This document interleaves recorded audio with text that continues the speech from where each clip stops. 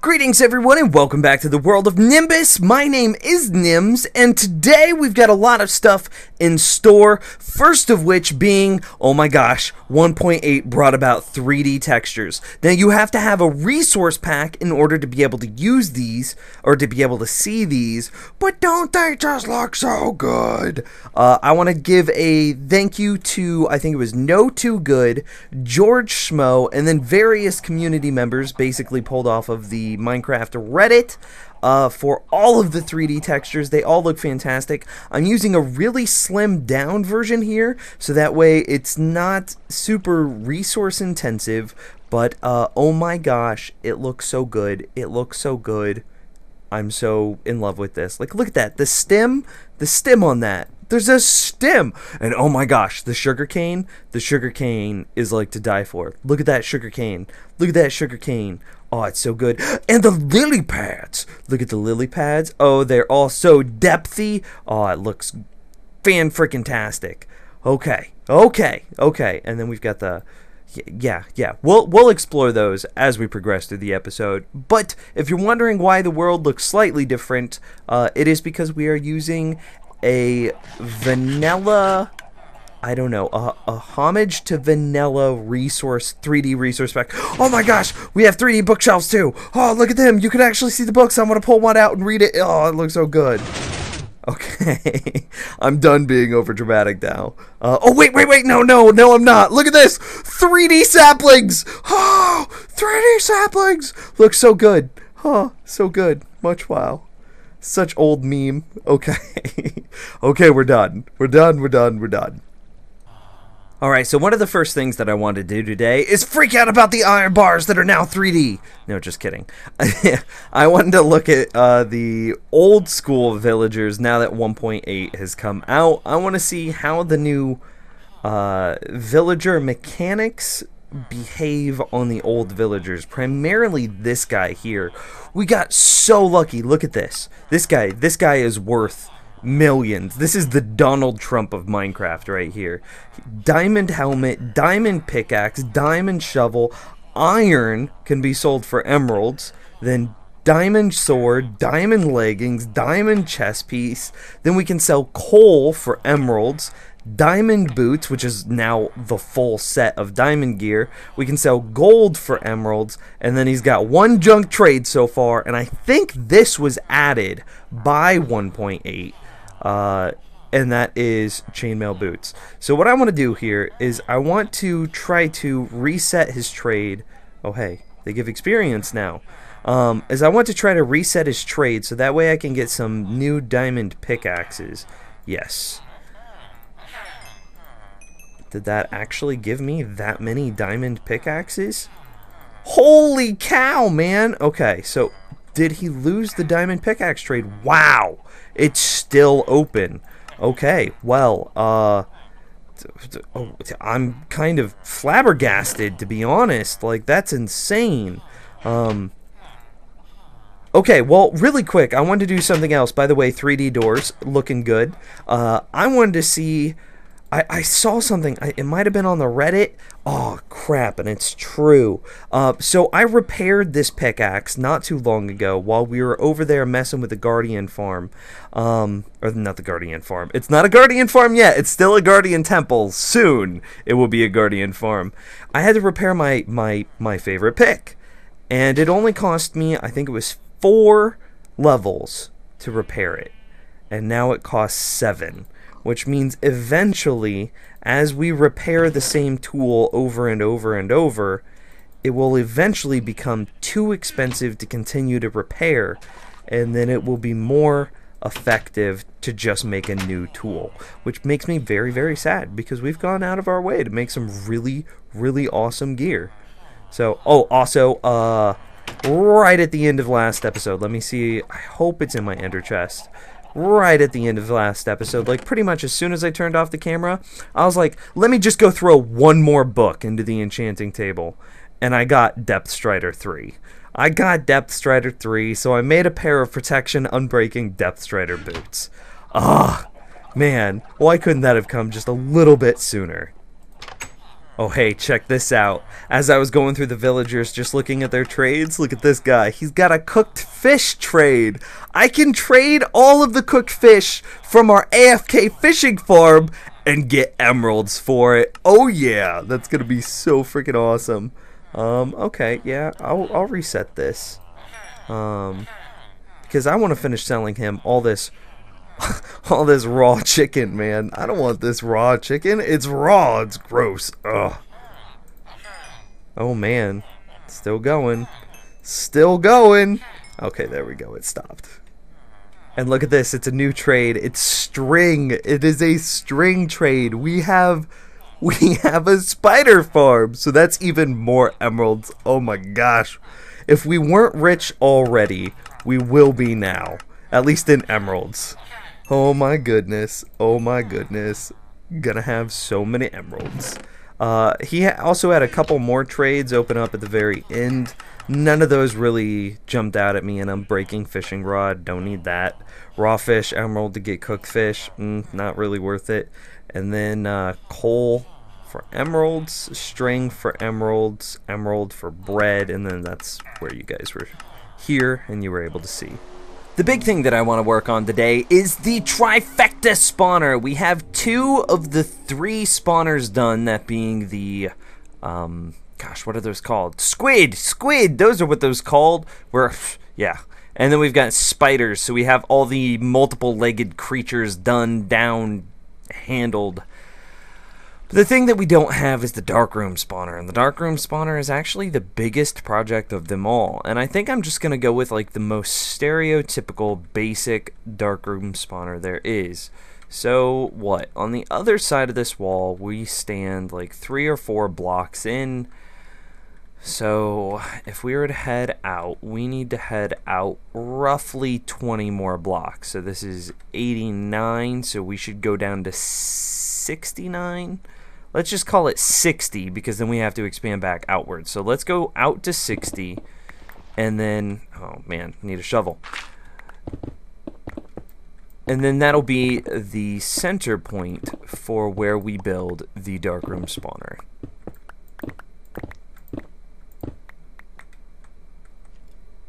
So I've got the hole that I'm going to be funneling all the monsters into spaced out.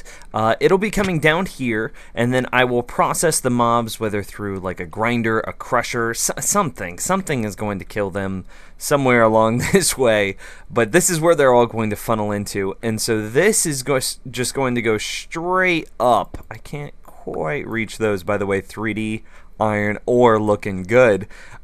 So from this point, I want to get the entire thing figured out, and I think we're just going to use like a really basic design with like 3x3 platforms that monsters can spawn on. Oops, didn't mean to hit escape there. I meant to hit 2 to pull out our axe. And then something like a half slab in the middle to prevent spiders from spawning, and just something like that. So that it's just going to be repeated the entire way through.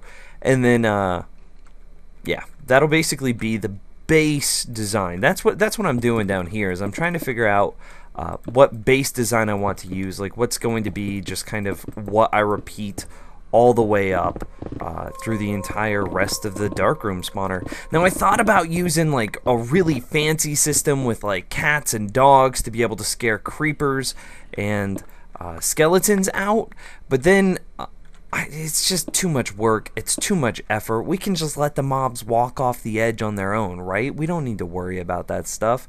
This should be fine. So let me go ahead. I want to see how far we can bring this water out and how much spacing we actually have. So with that, if we put water there, where does it flow to? So it needs to be 1 block further in. So something like right there. That's it. That's perfect. Okay, so with that as our spacing, so this is going to be the outside wall. So this is what, 1, 2, 3, 4, 5, 6, 7, 8. That's exactly what I thought it should be. So I'm going to go around and I'm going to make the 8 block extension. So see, this one's 4, so we need to go 1. I can't even count that fast. 1, 2, 3, 4, 5, 6, 7, 8. Perfect.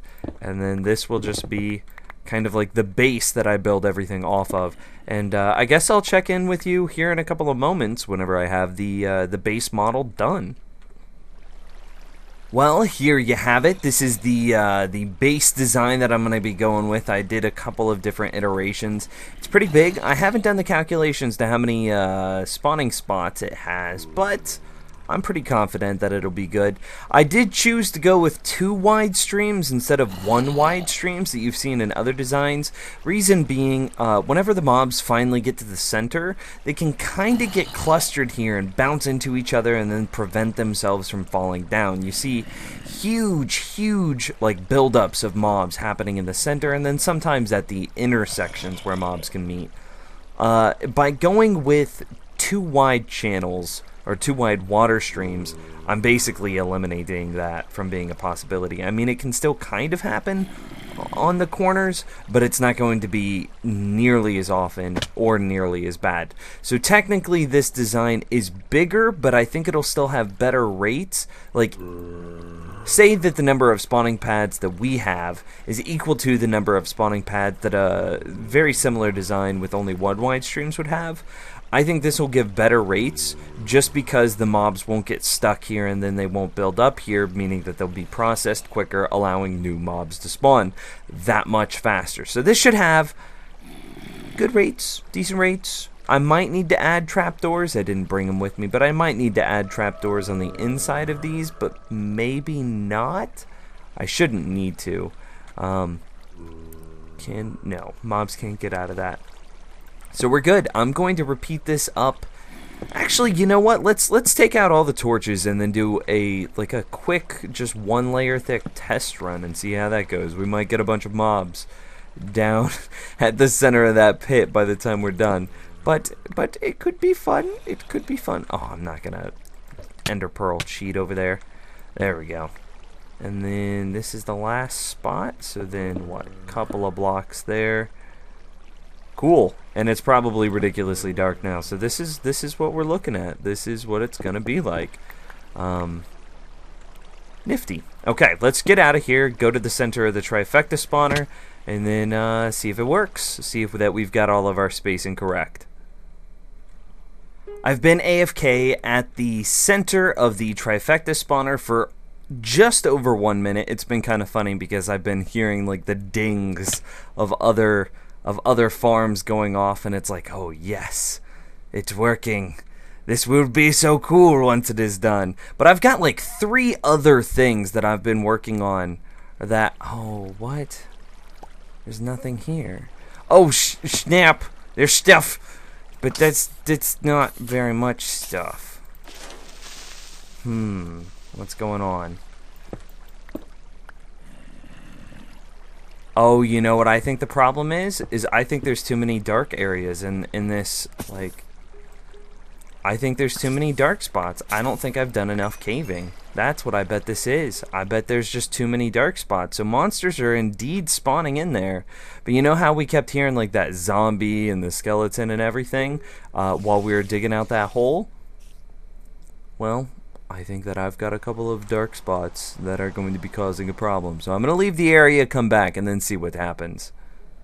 So I was just building the 3rd layer, and I kept hearing a ton of monsters. So I punched a hole out the side, and I was like, where are all these monsters at? You know, and I was all exploring, looking up here, and it's like, there's not... I hear like hundreds of monsters, right? If I could jump through this little gap. But I don't really see hundreds of monsters, right? And then I ran back. There's this little bitty hole here, and there was like an Enderman there. There was dozens of zombies, skeletons pouring out. Yeah, this is what I saw. This tiny little hole had so many freaking monsters in it. It was ridiculous. But we found the little hole, and we found the creepers, and we've killed all the little hole creepers. And I've got a lot of cave. Apparently I have left the light up, but once I get this lit up, we might do another I don't know, like a rates test and see how good our darkroom spawner is then. I've just been following that dark cave. I eventually found a spider spawner. This one's probably really old, so there's probably nothing good in there. Yeah, just a little bit of redstone. I was kind of hoping for some horse armor, but you know, my world is so old at this point that the likelihood of finding stuff like that, at least without, oh, there's still so much left, it's so slim to find like really good stuff. So, oh my goodness. Still so much to do, but apparently I've been here before. That's strange. Okay, well, back to it I go. I've now got a huge amount of that dark cave explored and lit up, which only serves to increase the rates of our Darkroom spawner, which is just built on the other side of the wall, since monsters will be spawning in there and not in the random caves in who knows where. I've also started construction on the next thing. Well, I had to figure out how are we going to process the mobs, and it's like the only way that you can really process monsters that spawn in a Darkroom spawner is fall damage, because witches can spawn, and witches are not susceptible to drowning, nor are they susceptible to lava, because they'll just drink water breathing or fire resistance. So you have to drop them. So I was like, okay, where do I drop them at? And I had to get the spacing on this done. So this is kind of what I've got going on here. So I had to make sure that when the monsters fell, they would die above this block. So that way I could then run. This is a filter, and we'll cover this a little bit more in a second. But they had to die above this block, so that way their drops could run all the way around the farm, or the storage room, not the farm. All the way around the storage room, so that way they could then be filtered into their appropriate spots. So what this thing does is it's kind of complicated, and this is why I did it mostly off camera, because it was just like, oh my goodness, this thing is a brain melting device. It's really 3 different things all stacked on top of each other. So right off the bat, we've got your standard item filter. Let me grab some sticks so you can see how this works. Alright, standard item filter. What you do is you would just, well, the mobs would die above this, and then their drops would be carried by water currents and ice all the way around this central location. And this one is set up to grab sticks from witches. So let's just go ahead and drop in some sticks, and we'll see what happens as if this was a real thing. So we'll hear... remember, we got the Trifecta spawners hooked up to noises, so that way we can maybe get some like beats going, hopefully. So you saw I put in 4 sticks and we got 4 beats. So what happens here is the item filter is only grabbing sticks, and then it moves them down through here. Then you can see this hopper is pointed to the right, and this hopper is pointed down into the storage. So what that serves to do, or yeah, what that serves to do, that's a little bit strange wording, but okay. The purpose of that is hoppers can pull items out of other storage devices faster than a hopper can move an item. So this is going to be serving as a trash can. We'll have this funnel off somewhere and then get dispensed into fire or lava or something like that. So as long as this hopper is empty, it will continue to pull the items out of this hopper faster than the items can be moved into this chest. So as long as there's room in the storage, the items will be stored. But as soon as this hopper's full, the items would go to accumulate in this hopper. Well, then this hopper is going to try to push those items into this chest, and this chest is just a proxy for a trash can. So that's basically how that works. So that's the step 1. Is it had to have a trash can associated with it, or else the entire system would just get gummed up and break. 2, it had to have the item filter, so that way the items went to their proper locations. That's pretty self-explanatory. And then 3, we wanted to have like a cool beat system. Probably not going to make the best of tunes, but it will kind of be cool, because like we talked about previously, it'll be like sticks, sticks, rotten flesh, string, string, string, string, string.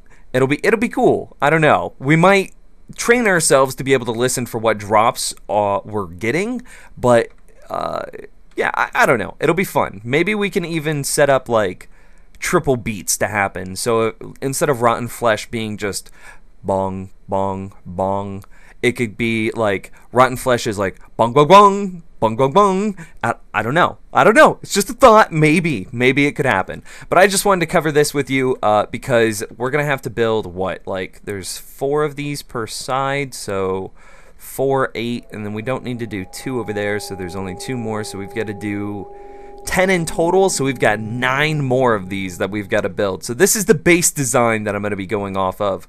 It is an item filter trash can music creation tool. And then I've got the stream a little bit set up here. What I'm going to do is I'm going to set up like a water column here that'll take the mobs up to the appropriate height and then drop them somewhere over here for their items to be filtered and then stored in the Trifecta spawner storage room.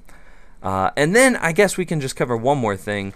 Because I have lit up all those caves, we can kind of hear some of the monsters. On the entity count, I'm seeing 40 entities, which is pretty good. Ideally, I think the single player mob cap is somewhere in the 70s. So having 40 monsters built up right there implies that there's like another 30 out in the world somewhere. If I'm right about that, 70 mobs is the single player mob cap.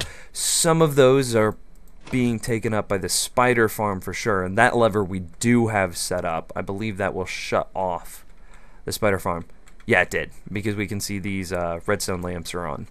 So that's pretty good. I'm pretty happy with that, but we could do better. I've got 3 layers set up, and there are, like I said, now there's up to 43 monsters, give or take. So we should be pretty good with our rates here. I'm going to go ahead and build, I don't know what to call this, but I'm going to go ahead and build the other 9 of these, and then we'll probably check in again. I've now got the entire room set up with these noisemaker, item filter, storage, trash can devices. It's looking good. Everything is coming together really, really, really well. My pickaxe, however, is not coming together well. It's actually breaking. There's only 6 durability left. Hopefully we'll get a repair on that soon. But this is going to be the end of the episode. We have made great leaps and strides of progress towards the completion of the Trifecta spawner. I think it's coming together very, very well. Hopefully in the near future we will get that Darkroom spawner hooked up, so then when monsters die, their items are then carried across the top of those hoppers. I do want to leave with one question. I don't have a good way to visualize this, so I'm just going to need to paint you a mental picture. Okay, so ready? I've got my paintbrush here. My question that I need help figuring out is, if we're dropping the monster from a great height to then kill them, how do I get the items to remain in item form and not be carried through hoppers, so that way they can quickly travel around the outside of the Trifecta storage room, I guess. We'll just call this the storage room for the time being, unless anybody has any other name suggestions. So in between these hoppers, there will be ice. On top of these hoppers, there will be water to carry the items around. How do we keep the monster drops in item form and not put them into a hopper? Because if you were to put water at the bottom of the fall, then when the monsters fall, they'll hit the water and they won't die. But then if you were to let the monsters... if you were to just have them impact the ground, well, how do you get those items to then enter a water stream to be able to be carried around the outside here to then run over the top of the filters? See, that's the problem I have. So if you have any suggestions, I would love to hear them. Anyway, thank you again so much for watching, and I will see you in the very next episode. Bye, guys!